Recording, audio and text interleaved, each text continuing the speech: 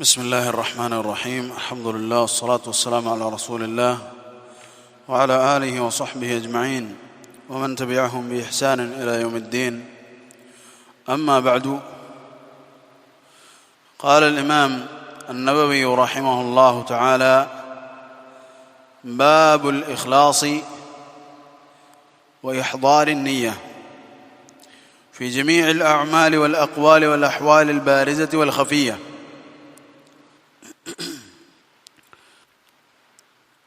ഇഖ്ലാസിൻ്റെ ബാബ്. ഇഖ്ലാസ് എന്ന് പറഞ്ഞാൽ എന്താണ്? ശുദ്ധമാക്കൽ, വൃത്തിയാക്കൽ. അതിൽ നിന്നാണ് അദ്ദഹബുൽ ഖാലിസ്, പ്യുവർ ഗോൾഡ് എന്ന് പറയുമ്പോൾ അദ്ദഹബുൽ ഖാലിസ് എന്നാണ് പറയുക.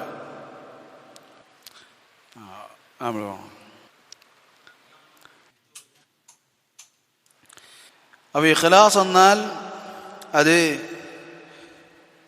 ഖുലൂസ് അല്ലെങ്കിൽ ഖാലിസ് ആക്കുക, സംശുദ്ധമാക്കുക എന്നതിൽ നിന്നാണ്. ഇഹ്ദാറുൻ നിയ്യ, നിയ്യത്തിനെ ബോധത്തിലേക്ക് കൊണ്ടുവരൽ, മനസ്സിൽ കൊണ്ടുവരൽ. ഇഹ്ദാർ, തഹ്ദീർ, ഹദ്ദറ യുഹദ്ദിറു തഹ്ദീറൻ. അപ്പോൾ അത് മനസ്സിലേക്ക് നിയ്യത്തിനെ കൊണ്ടുവരൽ. في جميع الأعمال والأقوال والأحوال البارزة والخفية. في جميع الأعمال, എല്ലാ പ്രവർത്തനങ്ങളിലും, വൽ അഖ്വാൽ, എല്ലാ വാക്കുകളിലും, വൽ അഹ്വാൽ, എല്ലാ അവസ്ഥകളിലും, അൽ ബാരിസത്തി വൽ ഖഫിയ, അതിനി ബാരിസാണെങ്കിലും, ബാരിസ് എന്ന് പറഞ്ഞാൽ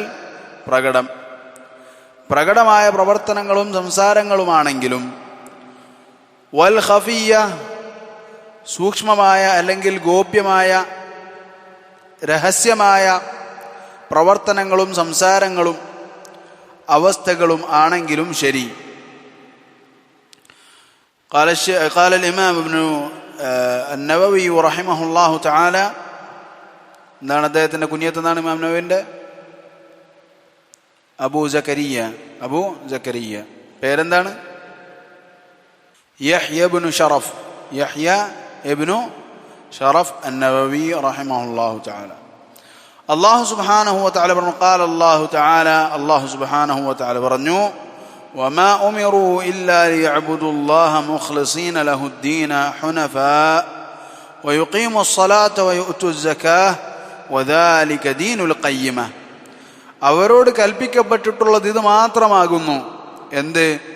അള്ളാഹുവിനെ മാത്രം ഇഖ്ലാസോടുകൂടി, ഇഖ്ലാസുള്ളവരായിക്കൊണ്ട് അള്ളാഹുവിനെ ആരാധിക്കാൻ, അവന് മാത്രം കീഴ്വണക്കം അല്ലെങ്കിൽ ഇബാദത്തുകൾ ആക്കിക്കൊണ്ട്, അതുപോലെ തന്നെ നിസ്കാരം നിലനിർത്തുവാനും സക്കാത്ത് കൊടുക്കുവാനും ആകുന്നു അവരോട് കൽപ്പിക്കപ്പെട്ടിട്ടുള്ളത്, അല്ലെങ്കിൽ അത് മാത്രമാകുന്നു അവരോട് കൽപ്പിക്കപ്പെട്ടിട്ടുള്ളത്.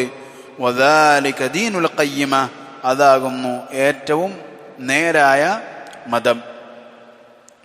സൂറത്ത് ബയ്യിനയിലാണ് അല്ലാഹു സുബ്ഹാനഹു വ തആല പറഞ്ഞത്. വേറൊരു സ്ഥലത്ത് റബ്ബ് സുബ്ഹാനഹു വ തആല പറഞ്ഞു: ഖാല അല്ലാഹു തആല ലൻ യനാല അല്ലാഹ ലുഹൂമുഹാ വലാ ദിമാഉഹാ വലാകിൻ യനാലുഹു തഖ്വാ മിൻകും. നിങ്ങൾ അറക്കുന്ന ഹദിയന്റെ മാംസമോ രക്തമോ അല്ല അള്ളാഹുവിലേക്ക് എത്തുന്നത്, മറിച്ച് എത്തുന്നത് എന്താണ്? നിങ്ങളിൽ നിന്നുള്ള സൂക്ഷ്മതയാണ്. അപ്പം ചെയ്യുന്ന പ്രവർത്തനത്തിലെ നമ്മൾ കാണുന്ന മാംസവും രക്തവും ഒന്നുമല്ല അള്ളാഹു സുബ്ഹാനഹു വ തആലയിലേക്ക് എത്തുന്നത്. പിന്നെന്താണ്? നമ്മളുടെ ഹൃദയങ്ങളിലുള്ള തഖ്വയാണെന്ന് അള്ളാഹു സുബ്ഹാനഹു വ തആല പറഞ്ഞു. അതുപോലെ അള്ളാഹു സുബ്ഹാനഹു വ തആല പറഞ്ഞു: ഖാല അല്ലാഹു തആല ഖുൽ ഇൻ തുഖ്ഫൂ മാ ഫീ സുദൂരിക്കും ഔ തുബ്ദൂഹു യഅലമുഹു അല്ലാഹ്. നിങ്ങൾ നിങ്ങളുടെ ഹൃദയങ്ങളിൽ ഒളിപ്പിച്ചു വച്ചാലും, നെഞ്ചുകളിൽ ഒളിപ്പിച്ചു വച്ചാലും, അതല്ലെങ്കിൽ നിങ്ങൾ അതിനെ പ്രകടിപ്പിച്ചാലും യഅലമുഹു അല്ലാഹ്, അല്ലാഹു സുബ്ഹാനഹു വ തആല അത് അറിയുന്നതാണ്. അപ്പോൾ കാര്യങ്ങൾ, എല്ലാ പ്രവർത്തനത്തിനും എന്തുണ്ടാകണം? നെയ്യത്തുണ്ടാകണം. നെയ്യത്തിൻ്റെ സ്ഥലം എവിടെയാണ്? ഹൃദയമാണ്. അൽ നിയ്യത്തു മഹല്ലുഹാ അൽ ഖൽബ്. നെയ്യത്തിൻ്റെ സ്ഥാനം അത് ഹൃദയമാണ്. അതുകൊണ്ടാണ് ഈ പറഞ്ഞ ആയത്തുകളിലെല്ലാം എന്താണുള്ളത്? ഹൃദയത്തിലുള്ള പ്രവർത്തനവുമായി ബന്ധപ്പെട്ട കാര്യങ്ങളാണ് റബ്ബ് സുബ്ഹാനഹു വ തആല പറഞ്ഞിട്ടുള്ളത്. അതിന് എല്ലാ പ്രവർത്തനങ്ങളും, നിസ്കാരത്തിലാകട്ടെ, നോമ്പിലാകട്ടെ, ഏത് പ്രവർത്തനത്തിലും നിയ്യത്ത് എവിടെയാണെന്ന് ചോദിച്ചാൽ അതിനുത്തരം എന്താണ്? ഹൃദയത്തിലാണ് എന്നതാണ് അതിനുത്തരം. ആരെങ്കിലും അത് ചൊല്ലിപ്പറയുന്നുണ്ട് എങ്കിൽ അതെന്താണ്? അത് ബിദ്അത്താകുന്നു. അത് പറഞ്ഞുകൊണ്ടിരിക്കുന്നവൻ അവൻ മുബ്തദി ആകുന്നു.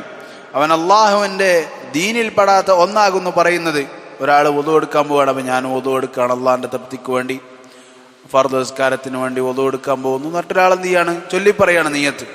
അതല്ലെങ്കിൽ നിസ്കരിക്കാൻ നിൽക്കുമ്പോൾ ഞാൻ 4 റക്അത്ത് നിസ്കാരം ളുഹറിൻ്റെ നേരത്ത് അള്ളാഹുവിന് വേണ്ടി അതായിക്കൊണ്ട് നിസ്കരിക്കുകയാണ്. റസൂലുള്ളാഹി സ്വല്ലല്ലാഹു അലൈഹി വസല്ലമോ സ്വഹാബികളോ ഒരാളും തന്നെ ഈ ഒരു പ്രവർത്തനം ചെയ്തിട്ടില്ല.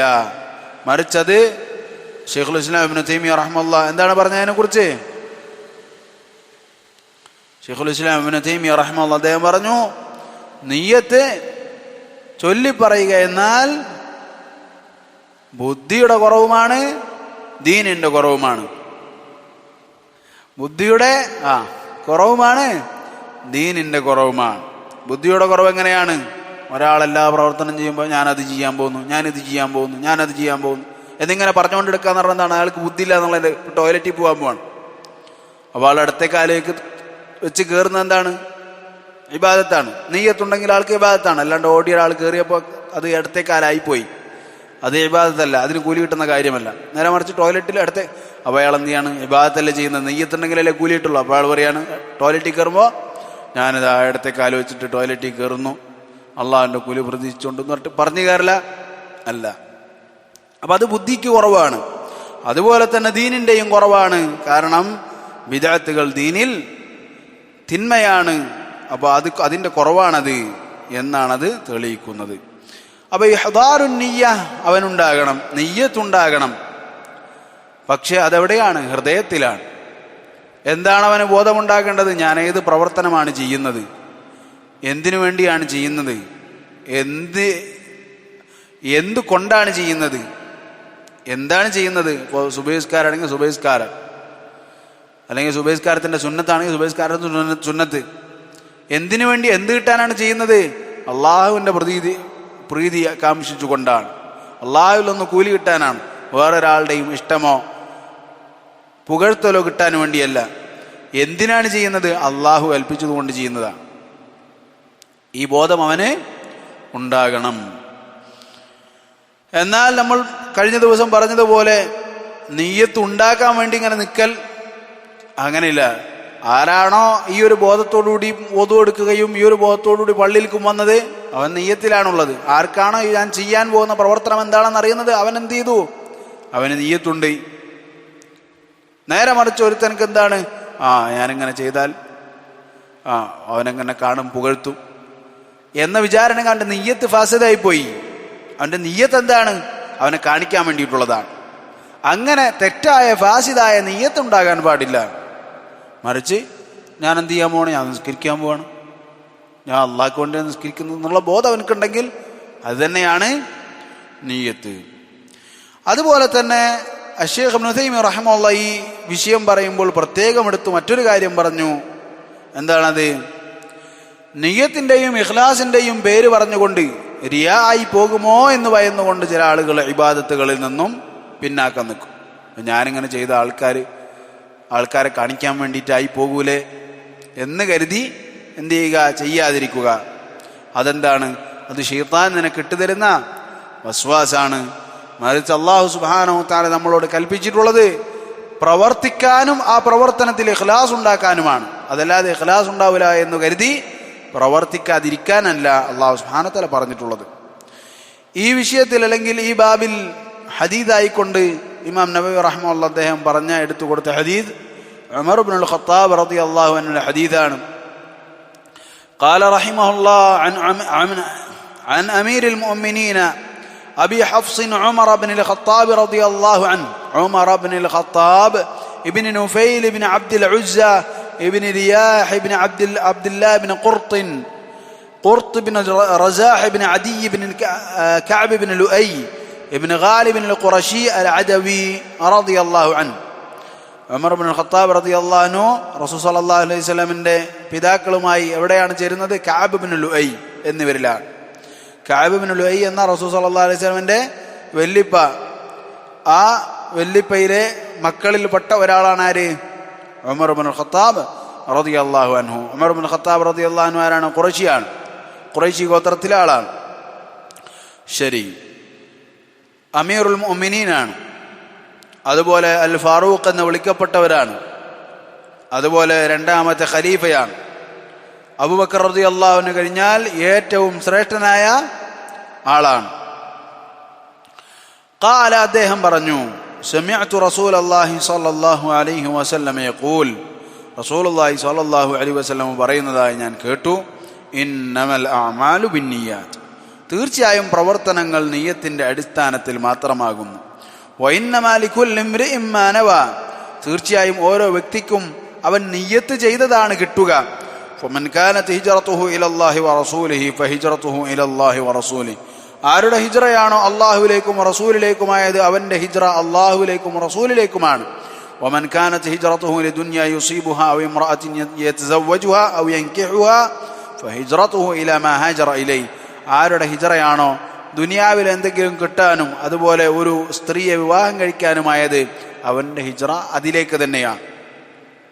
മുത്തഫഖുൻ അലാ സിഹ്ഹതിഹി, അത് സ്വഹീഹാണ് എന്ന വിഷയത്തിൽ ഇത്തിഫാഖുണ്ട്. റവാഹു ഇമാമ അൽ മുഹദ്ദിഥീൻ, മുഹദ്ദിഥീങ്ങളുടെ രണ്ട് ഇമാമിയങ്ങളാണിത് ഈ ഹദീസ് റിവായത്ത് ചെയ്തിട്ടുള്ളത്. അബു അബ്ദുല്ലാ മുഹമ്മദ് ഇബ്നു ഇസ്മാഈൽ ഇബ്നു ഇബ്രാഹിം ഇബ്നു അൽ മുഗീറ ഇബ്നു ബർദിസ്ബഹ് അൽ ജുഅഫി അൽ ബുഖാരി റഹിമഹുല്ലാഹ്. അബു അബ്ദുല്ലാ മുഹമ്മദ് ഇബ്നു ഇസ്മാഈൽ അൽ ബുഖാരി റഹിമഹുല്ലാഹു തആല ഒന്ന്. രണ്ടാമത് ഈ ഹദീസ് റിവായത്ത് ചെയ്തിട്ടുള്ള മറ്റൊരാൾ ആരാണ്? അബുൽ ഹുസൈൻ മുസ്ലിം ഇബ്നുൽ ഹജ്ജാജ് ഇബ്നു മുസ്ലിം അൽ ഖുശൈരി അൻ-നൈസാബൂരി.